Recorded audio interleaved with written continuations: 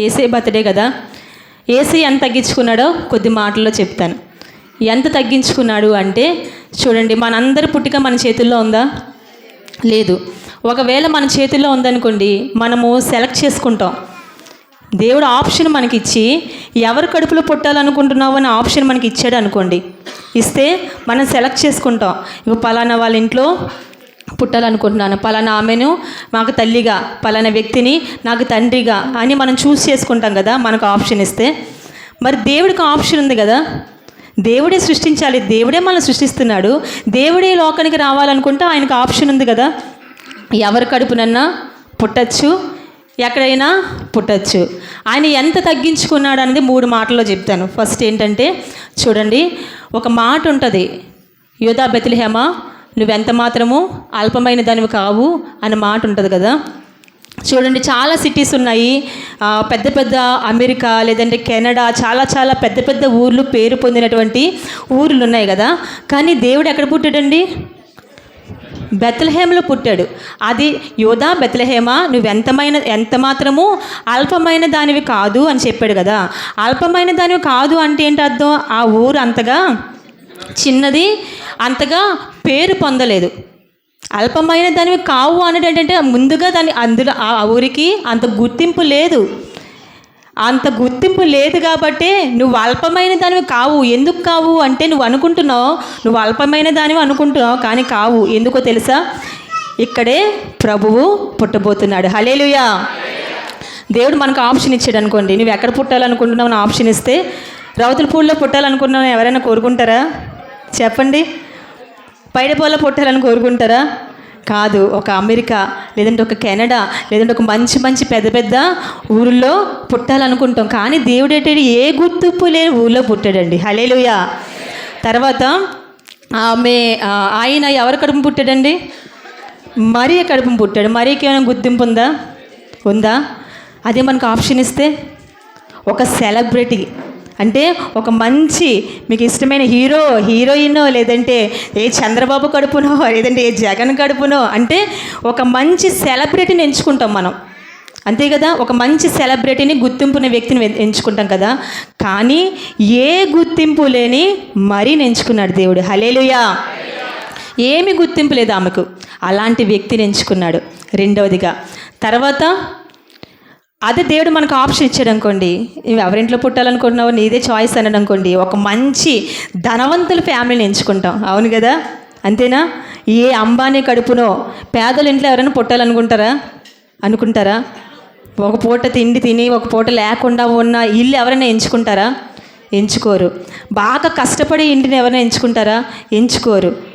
ఎలాంటి ఇల్లు ఎంచుకుంటాం? మనకు కనుక దేవుడు ఆప్షన్ ఇస్తే బాగా ధనవంతులు ఇంట్లో పుట్టాలి, ఇంకా నాకు కూర్చొని తిన్నా తరగని ఆస్తులు ఉండాలి, కష్టపడే పని ఉండకూడదు, చక్కగా నాకు ఫుడ్ ఉండాలి, చక్కగా నాకు బట్టలు ఉండాలి, చక్కగా నాకు అన్ని సౌకర్యాలు ఉండాలని చెప్పి ఒక మంచి ధనవంతుల కుటుంబాన్ని ఎంచుకుంటాం కదా. కానీ దేవుడు ఏ కుటుంబాన్ని ఎంచుకున్నాడు? ఒక మధ్యతరగతి కుటుంబాన్ని ఎంచుకున్నాడు. హల్లెలూయా.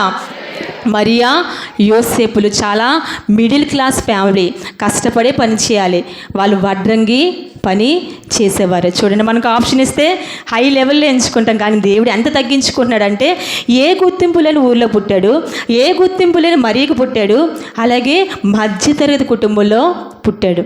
అలాగే మనకి దేవుడు ఆప్షన్ ఇస్తే ఎక్కడ పుట్టాలనుకుంటున్నావు అని ఆప్షన్ ఇస్తే, పెద్ద ప్యాలెస్లో పుట్టాలనుకుంటున్నాను, లేదంటే ఒక పెద్ద హాస్పిటల్లో అన్ని సౌకర్యాలు ఉన్నటువంటి పెద్ద హాస్పిటల్లో అనుకుంటాం కదా. డెలివరీ కూడా మన చేతుల్లో లేదు కదా, ఆయన చేతుల్లోనే ఉంది కదా. కొంతమంది ఇంట్లోనే పుట్టేస్తారు, కొంతమంది హాస్పిటల్ వెళ్తుండగా పుడతారు, కొంతమంది హాస్పిటల్లో పుడతారు కదా. అది దేవుడి చేతుల్లోనే ఉంది. ఆయన అనుకుంటే ఒక పెద్ద ప్యాలెస్లో పుట్టచ్చు. సర్వశక్తిమంతుడు, శ్రీమంతుడు, ధనవంతుడు ఆయనే కనుక ఒక ధనవంతుడి ఇంట్లో పుట్టచ్చు, ఒక పెద్ద రాజభవనంలో పుట్టచ్చు. కానీ ఎక్కడ పుట్టాడండి? పశువుల పాకలో పుట్టాడు. పశువుల పాకలో ఎవరైనా పుట్టాలని అనుకుంటారండి? అక్కడ ఏముంటుంది? సువాసన ఉంటుందా, దుర్వాసన ఉంటుందా? అక్కడే 1 అక్కడే 2, అవునా? అక్కడ చాలా ఇదిగా ఉంటుంది. అటువంటి స్థలంలో ఎవరైనా పుట్టాలనుకుంటారా? కానీ దేవుడు తగ్గించుకొని పశువుల పాకలో పుట్టాలనుకున్నాడు పశువుల పాకలోనే. ఆయన పుట్టాడు, పరుండు పెట్టారు పశువుల తొట్టులోనే. ఇప్పుడు ఎన్ని చెప్పుకున్నాం చెప్పాలి. యూదా బెత్లెహేంలో పుట్టాడు అంటే చాలా స్వల్పమైన గ్రామంలో పుట్టాడు. అలాగే ఏ గుర్తింపు లేని మరియకి పుట్టాడు. అలాగే ఒక మిడిల్ క్లాస్ ఫ్యామిలీలో పుట్టాడు. అలాగే ఒక పశువుల పాకలో పుట్టాడు. ఇప్పుడు మొట్టమొదటి ఒక వాక్యం చెప్పుకున్నాం కదా, తను తగ్గించుకున్నవాడు హెచ్చింపబడతాడు. మరి అన్ని విషయాల్లో దేవుడు తగ్గించుకుని లోకానికి వచ్చాడు కదా, ఆయన ఎంతగా హెచ్చింపబడ్డాడు చెప్పండి ఒకసారి. ఎంతగా హెచ్చింపబడ్డాడంటే చూడండి, మీ బర్త్డే అయితే నేను చేసుకుంటానా చెప్పండి. మీ బర్త్డే అయితే నేను కేక్ కట్ చేసుకొని చాక్లెట్స్ పంచి నేను బిర్యానీ వండి సెలబ్రేట్ చేస్తానా? చెయ్యను. నా బర్త్డే మీరు చేస్తారా? మీ ఇంట్లో చేసుకుంటారా? చేసుకోరు. మీ బర్త్డే మీ పిల్లల బర్త్డే అయితే చేసుకుంటారు. నేను కూడా నా బర్త్డే అయితే అయ్యగారిది అంటే పిల్లలదైతే ఏదైనా స్పెషల్గా చేస్తాను. కానీ ఆయన నామం అన్ని నామముల కంటే పైనామంగా హెచ్చింపబడింది. ఈరోజు నీ బర్త్డే నేను చేసుకోను, నా బర్త్డే నువ్వు చేయవు. కానీ యేసే బర్త్డే ఈ ప్రపంచమంతా ఈ లోకమంతా కూడా జరుపుకుంటుంది. హల్లెలూయా. ఇంతకన్నా ఏ హెచ్చించబడాలా? అంతే కదా. ఆయన అంతగా తగ్గించుకొని లోకానికి వచ్చాడు కాబట్టి అన్ని నామముల కంటే పైనామంగా హెచ్చింపబడి ప్రతి మోకాలు కూడా ఆయన నామంలో వంగింది. ఈరోజు ప్రపంచవ్యాప్తంగా కొన్ని పండుగలు ఒక చోట చేసుకుంటారు, ఒక చోట చేసుకోరు. కొన్ని చోట్ల ఉంటాయి, కొన్ని చోట్ల ఉండవు. కానీ ఈ క్రిస్మస్ ప్రపంచవ్యాప్తంగా దేశవ్యాప్తంగా కూడా ఈ క్రిస్మస్ జరుపుకుంటున్నారు. అంటే అర్థం ఏంటంటే ఆయన అంతగా తగ్గించుకోబట్టే ఆయన నామం అంతగా చాలా ఎక్కువగా హెచ్చించబడింది. హల్లెలూయా. అయితే ఈరోజు దేవుడు ఏం మాట్లాడుతున్నాడంటే మనం కూడా ఏ విషయాలైనా తగ్గించుకుంటే, తగ్గింపు అంటే మీ అందరికీ తెలుసు, ఇద్దరు గొడవ అయింది, వాళ్ళు మొఖం తిప్పుకున్నారు, మనం మొఖం తిప్పుకున్నాం. తగ్గించుకోవడం అది కాదు కదా.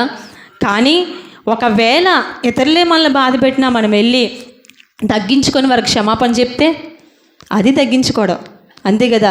అది మాట్లాడలేదు కదా నేను మాట్లాడకుండా ఉంటానంటే తగ్గించుకోవడం కాదు. వాళ్ళు మాట్లాడకపోయినా మనం వెళ్ళి సమాధాన పడ్డాం అనుకోండి, అదే తగ్గింపు. నాకేట అవసరం వెళ్ళి వాళ్ళకి క్షమాపణ చెప్పడానికి? నేను మూతి మూసుకొని ఉండొచ్చు, కానీ తగ్గింపు కాదు. నువ్వు వెళ్ళి వారికి క్షమాపణ చెప్తేనే అది తగ్గింపు. అలా ఏ విషయాలైనా సరే మనం తగ్గించుకున్నాం అనుకోండి, అంటే అంత హై లెవెల్లోకి వెళ్ళిపోకుండా నాకు 2000 చీరే కావాలా ఖచ్చితంగా, లేదంటే నాకు 1000 రూపాయల డ్రెస్సే కావాలి ఖచ్చితంగా. కొంతమంది అడుగుతున్నారు ఐఫోనే కావాలా, కొంతమంది ఏం చెప్తున్నారంటే ఐఫోన్ కావాలంటున్నారు, ఇది కావాలంటున్నారు, అది కావాలంటున్నారు అని చెప్పి కొంతమంది కొన్ని విన్నాం మేము. నీకు ఫోన్ అవసరం అనుకో, ఏ ఫోన్ అయినా ఒకటే కదా. అంతే కదా. ఐఫోన్ వాడినా ఒకటే, 10,000 పెట్టి ఫోన్ కొనుక్కున్నా ఒకటే, అందులో వచ్చేది ఇందులో వచ్చేది ఒకటే. 100 రూపాయల పెన్ను ఒకటే, రూపాయి పెన్ను ఒకటే, 2 రూపాయల పెన్ను కూడా ఒకటే. అది రాస్తుంది, ఇది రాస్తుంది. ఏ విషయాలను తగ్గించుకుంటే మనము హెచ్చింపబడతాం. దేవుడు అంతగా తగ్గించుకున్నాడు కాబట్టి ఆయన నామం అంతగా హెచ్చించబడింది. ఈరోజు మనం ఏ విషయంలో తగ్గించుకొని ఇతరులకు క్షమాపణ చెప్పినా, లేదంటే ఎక్కువ స్థాయిలో కొనుక్కునే ఏంటంటే ఆ స్తోమత మనకున్న తగ్గింపు కలిగి ఏ విషయంలోనే సరే మనం ఉంటే అన్ని విషయాలు కూడా దేవుడు మనల్ని హెచ్చిస్తాడు. హల్లెలూయా. ఈ కొద్ది మాటలు దేవుడు దీవించి ఆశీర్వదించునుగాక. ఆమేన్. చిన్న ప్రార్థన, యేసేకే చప్పట్లు. చిన్న ప్రార్థన చేసుకుందాం.